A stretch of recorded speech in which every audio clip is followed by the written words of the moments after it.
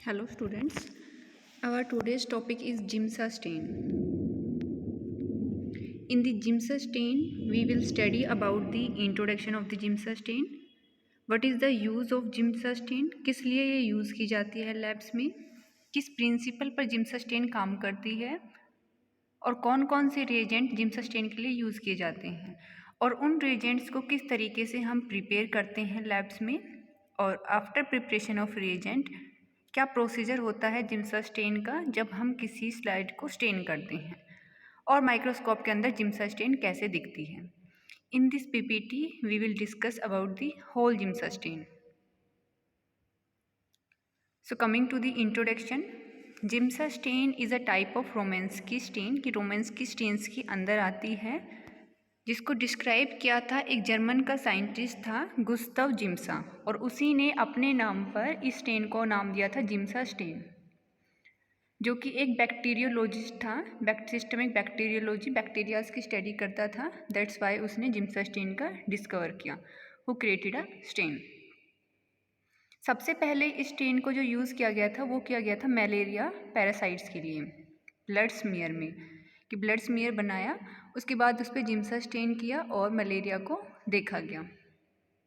उसके साथ ही ये जो स्टेन है जिम्सा स्टेन, ये मैक्सिमम यूज़ होने वाली स्टेन है और डिफरेंट डिपार्टमेंट्स में लैब के ये यूज़ होती है. मलेरिया जो कि आ गया ब्लड हिमैट की लैब में, उसके साथ ही इस स्टेन का यूज़ होता है हिस्टोलॉजी की लैब में भी, रूटीन एग्जामिनेशन में. यहाँ पे हम पढ़ेंगे कि क्या यूज़ होते हैं जिम्सा स्टेन के. तो ये यूज़ होती है मलेरिया पैरासाइट्स के लिए, it is a part of malaria parasite.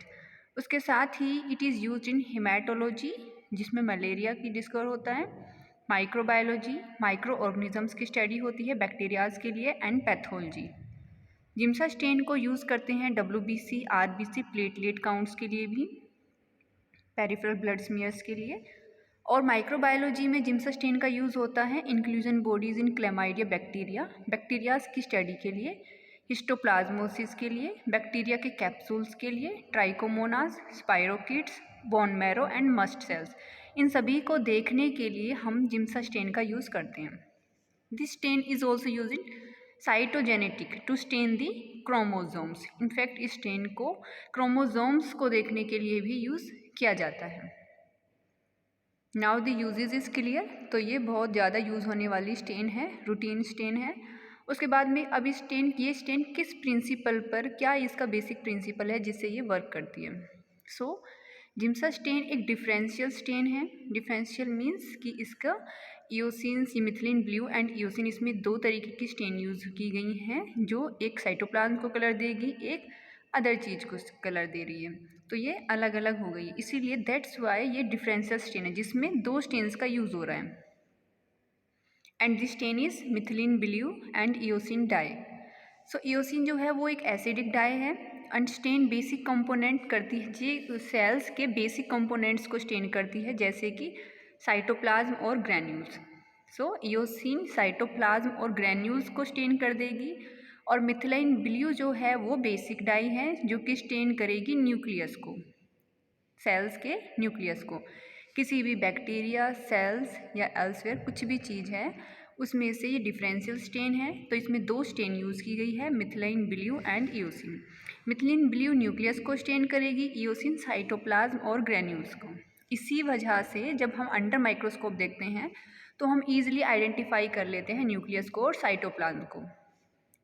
Methanol का यूज़ करते हैं.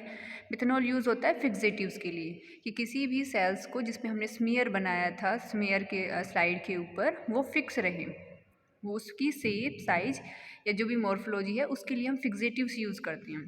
तो यहाँ पर हम प्रिजर्व करके रख रहे हैं, इसलिए मिथेनॉल केमिकल को यूज़ किया गया है. The fixative do not allow any further change in cells, वो सेल के अंदर कोई और चेंजेस नहीं होने देता है. ये इसका प्रिंसिपल था. अभी हम आते हैं रिएजेंट पे कि जिम्सा स्टेन के लिए कौन कौन से रिएजेंट्स यूज़ किए जाते हैं. तो इसको बनाने के लिए इसको जिम्सा पाउडर से जिम्सा स्टेन को बनाया जाता है. जिम्सा पाउडर लेंगे हम 0.3 ग्राम, ग्लिसरीन लेंगे 25.0 ml, और मिथाइल अल्कोहल लेंगे जो कि एसीटोन फ्री होगा 25.0 ml. देन जिम्सा पाउडर को हम डिज़ोल्व करेंगे ग्लिसरॉल में, और कितने टेम्परेचर पर हम उसको रखेंगे, 56 to 60 डिग्री सेल्सियस, जो हमने किस में सेट किया हुआ है, वाटर बाथ के अंदर 2 घंटे के लिए। ठीक है, जिम्सा पाउडर को हमने ग्लिसरॉल के अंदर डिज़ोल्व किया, जितनी अमाउंट हमने अबव पढ़ी थी अभी, और वाटर बाथ के अंदर 2 घंटे तक रख दी। फिर जो सॉल्यूशन प्रिपेयर हुआ उसको हम रूम टेम्परेचर पर रखेंगे 1 हफ्ते तक। 2 घंटे वाटर बाथ में रखने के बाद उसको हम रूम टेम्परेचर पर रखेंगे। देन हम इसको फ़िल्टर करेंगे। After filtering it is stored in an ambered colour बोतल at room temperature. Amber colour की बोतल में इसको डाल के रूम टेम्परेचर पर रख देंगे। Then dilute the solution 1:10 in the buffer solution और filter the stain using Whatman filter paper. फिर हम स्टेन को डाइल्यूट करेंगे। जो हमारी स्टेन पहले बन चुकी है, अब हमें उसको डाइल्यूशन करना है, बिकॉज वो बहुत थिक स्टेन थी, तो हम उसको बफर सॉल्यूशन के साथ डाइल्यूशन बनाएंगे। देन फिल्टर करेंगे स्टेन को। फिल्टर किससे करेंगे, वेटमैन पेपर की हेल्प से, फिल्टर पेपर से। इस तरीके से हमारी जिम्सा स्टेन तैयार हो जाएगी। Next coming to the maintenance of stain, कि स्टेन हमारी बन चुकी है बट हम उसको किस तरीके से ठीक रख सकते हैं, उसका मेंटेनेंस किस तरीके से करना है। So stain use must be certified by biological stain commission. जो भी हम स्टेन यूज़ कर रहे हैं या पाउडर हम लेके आए थे वो सर्टिफाइड होना चाहिए। किससे होना चाहिए, बायोलॉजिकल स्टेन कमीशन से। Dye content on the certified level of dye must be considered in stain preparation. जब भी हमने डाई कंटेंट किया था तो सर्टिफाइड जो लेवल था वो उस डाई के ऊपर हमें कंसिडर करना ज़रूरी होता है। फिल्टर करना है स्टेन एंड रिएजेंट को डेली।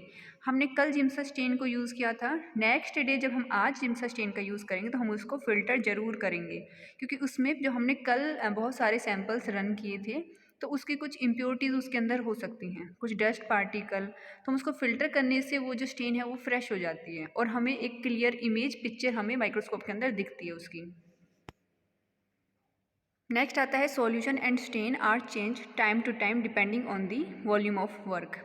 जैसे जितने लैब में वर्कलोड होगा उसी के अकॉर्डिंग हमें अपनी स्टेन जो है वो रेगुलर चेंज करती रहनी है। अदरवाइज़ क्या होगा कि जो स्टेन हमने बनाई थी 1 हफ्ते पहले और बट वर्कलोड बहुत ज़्यादा था, तो हमें उसको फ्रेश न्यू जिम्सा स्टेन हमें प्रिपेयर करनी है। अदरवाइज़ जो पिक्चर होगी, जो इमेज हमें दिखेगी वो क्लियर नहीं होगी एंड रिपोर्टिंग जो है वो इसकी क्वालिटी अच्छी नहीं होगी, गुड इन क्वालिटी, जिससे रिपोर्ट्स में भी एरर हो सकता है। सो हमें time to time according to the workload of the lab हमें स्टेन्स न्यू प्रिपेयर करनी होती है। स्टेन को हमें ऑलवेज डार्क बोतल कलर में स्टेन्स को स्टोर हमें नहीं करना है। Stains are stored in the dark बोतल जब हम अगर इसको यूज़ नहीं कर रहे हैं। जब हम किसी चीज़ को एक्स्ट्रा बनी है वो स्टेन जो हम यूज़ कर रहे हैं वो हमने अलग निकाले है यूज़ वाली, लेकिन जो एक्स्ट्रा और बनी थी उसको हमें डार्क बोतल में डाल के अलग रखना है ताकि वो ख़राब ना हो। Staining dishes should be kept covered. जिस चीज़ में हम स्टेन यूज़ कर रहे थे उसको हमेशा कवर करके रखना है, उसको ओपन में नहीं छोड़ना है, उसका ढक्कन लगा के रखना है, कैप जो है उसकी। Daily microscopic checks are document for the quality control of stains. जैसे हर चीज़ का क्वालिटी कंट्रोल होता है ऐसे ही स्टेन्स की भी क्वालिटी चेक की जाती है। जैसे ही कोई स्टेन प्रिपेयर होती है, न्यू स्टेन बनाई है, तो हम न्यू स्टेन बनने के बाद में स्लाइड को स्टेन करके देखते हैं कि क्या हमने जो ये स्टेन बनाई है ये ठीक बनाई है या नहीं बनाई है, क्योंकि हमें पता है कि जिम्सा स्टेन किस तरीके से दिखती है, डेली रूटीन का काम है। तो न्यू जो स्टेन परफॉर्म हुई है, जब हम किसी अदर स्लाइड को स्टेन करेंगे तो हमें ईजिली उसमें पता चल जाएगा कि ये स्टेनिंग सही बनी है या नहीं बनी है जो हमने प्रिपेयर किया है। और डेली भी हम इसको चेक कर सकते हैं। जैसे डेली आते हैं लैब में तो हमें सबसे पहले एक स्लाइड को स्टेन करके देख लेना है कि आज हमें बहुत सारे सैंपल्स परफॉर्म करने हैं, तो आज के लिए जिम्सा स्टेन चल सकती है या हमें फिर नहीं बनानी है। हम फोकस करना, उस पर काम करना, दूसरी नई उसके प्रिपरेशन के लिए स्टार्ट कर देते हैं अदरवाइज़। ये तो थे मेंटेनेंस। अभी हम आते हैं प्रोसीजर के ऊपर कि इसको किस तरीके से हमें जिम्सा स्टेन को परफॉर्म करते हैं। एक स्मीयर बनाएंगे। यहाँ पे हम ब्लड स्मीयर की बात कर रहे हैं, या वो ब्लड स्मीयर थिक होगा या थिन होगा। ग्लास स्लाइड के ऊपर एक स्मीयर बनाया हमने। फिर हमने जो स्टेन जो डाइल्यूट की थी, stain with diluted Giemsa stain for 10 to 15 minute, उस स्लाइड के ऊपर जो जिम्सा स्टेन हमारी प्रिपेयर्ड थी उसको डालना है और डाल के छोड़ देना है 10 से 15 मिनट के लिए। आफ्टर दैट फिर हम उसको वॉश करेंगे रनिंग टैप वाटर में या फिर डिस्टिल वाटर यूज़ करना है वहाँ पे। देन हमें एयर ड्राई करना है वर्टिकल पोजीशन पे, उसको सुखाना है, उसके अंदर कोई वाटर वगैरह ना रहे। देन हमें उसको माइक्रोस्कोप के अंदर ऑब्जर्व करना है 40x पे and then using oil emulsion lens मतलब 100x पे। पहले हम उसको 40x पे फोकस करना है, उसके बाद में 100x पे फोकस करेंगे। Procedure is very easy. After smear prepare हमें जो हमारी स्टेन हमने पहले ही प्रिपेयर कर चुके हैं उस स्टेन को डालेंगे 10 से 15 मिनट के लिए। देन हमें उसको वॉश आउट करना है, एयर ड्राई करना है और अंडर माइक्रोस्कोप ऑब्जर्व करना है। माइक्रोस्कोप के अंदर हमें कुछ इस तरीके से ग्राम स्टेनिंग दिखेगी।